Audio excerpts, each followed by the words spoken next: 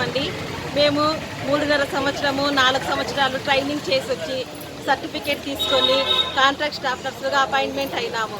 ఇన్ని సంవత్సరాల నుంచి మేము చేస్తూనే ఉన్నాము. కోవిడ్ సమయంలో కూడా ఎంతో కష్టపడి పేషెంట్లకు సేవలు అందించినాము. ఇంట్లో మా భర్తలను పిల్లలను కూడా వదిలేసి డ్యూటీ ముఖ్యం అనుకొని వచ్చేసినాము. ఇంట్లో ట్రీట్మెంట్ ఇచ్చుకుంటూ ఉన్నాము, ఇక్కడ హాస్పిటల్లో కూడా ఇస్తున్నాము. ఎన్నో ప్రాణాలకు తెగించి కూడా మేము సేవలు అందించినాము. ఇన్ని చేస్తున్నాము, కానీ మేము ఏదో కాంట్రాక్ట్ కింద చేస్తున్నాము, మేము ఎప్పుడైనా రెగ్యులర్ చేస్తామనే ఉద్దేశంతో ఎంతో కష్టపడి పని చేస్తున్నాము.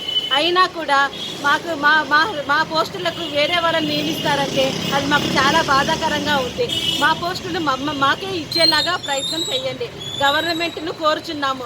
కొన్నేళ్ల నుంచి చేస్తున్నాము. ఇక్కడే 2004 నుంచి 5 నుంచి చేస్తున్నాము. కాంట్రాక్ట్ కింద చేసినాము, అవుట్సోర్సింగ్ కింద చేసినాము, కాంట్రాక్ట్ లేక వచ్చినాము.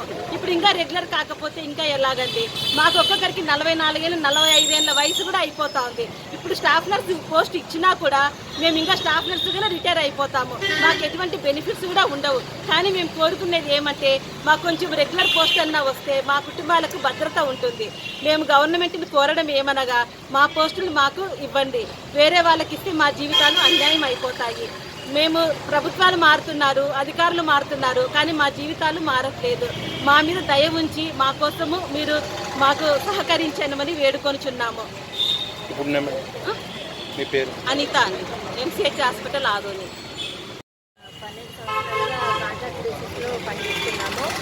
ఇక్కడ కేఎల్ఎం వాళ్ళకి 16 నెలలు ట్రైనింగ్ ఉంటుందండి. మేము గత 4 సంవత్సరాలు ట్రైనింగ్ చేసి ఏదైనా కలెక్టర్ ద్వారా అపాయింట్ అయ్యి వచ్చినాము ఇక్కడికి. ఇప్పుడు ఏఎన్ఎం వాళ్ళకి రెగ్యులర్ చేస్తామంటే అది ఎంతవరకు సమంజసమండి? డిప్యూటీ సీఎం పవన్ కళ్యాణ్ గారు అండ్ సార్ గారు, సీఎం చంద్రబాబు నాయుడు సార్ గారు మా విన్నపం మీరు ఆలకించి కాంట్రాక్ట్ స్టాఫ్ నర్సులను రెగ్యులర్ చేయాలని కోరుకుంటున్నాము. తర్వాత జీవో నెంబర్ 115ని రద్దు చేయాలని కోరుకుంటున్నాము.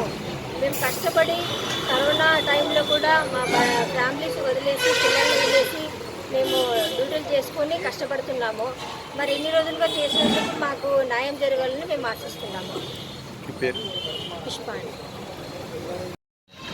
MCh hospital Adoni head nurse మాట్లాడుతున్నాను. ఏఎన్ఎంస్ అందరినీ క్యాడర్ చేంజ్ చేసి స్టాఫ్ నర్స్గా ప్రమోట్ చేస్తున్నారు. మరి అవుట్సోర్సింగ్ 5 years 8 years చేసి మరి కాంట్రాక్ట్ బేసిస్ కింద వాళ్ళు 20 years నుంచి చేస్తూనే ఉన్నారు. మరి వాళ్ళ పరిస్థితి ఏంటి, మా పరిస్థితి ఏంటి? వాళ్ళు కోవిడ్ టైంలో ఫ్యామిలీస్ అన్నిటిని వదిలేసి మేము హాస్పిటల్లో ఉండి మా పిల్లలు చనిపోయినారు, మా హస్బెండ్స్ కూడా మేము అంటే చనిపోయినారు. అయినా కూడా మేము సర్వీస్ అంతా హాస్పిటల్లో ఉండి కంటిన్యూ చేసినాము.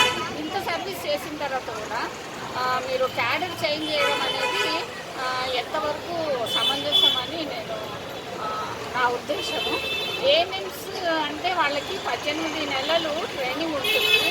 తర్వాత వాళ్ళని స్టాఫ్ నర్స్గా ప్రమోట్ చేస్తుంటే మరి మేము 3.5 years నర్సింగ్ చేసినాము.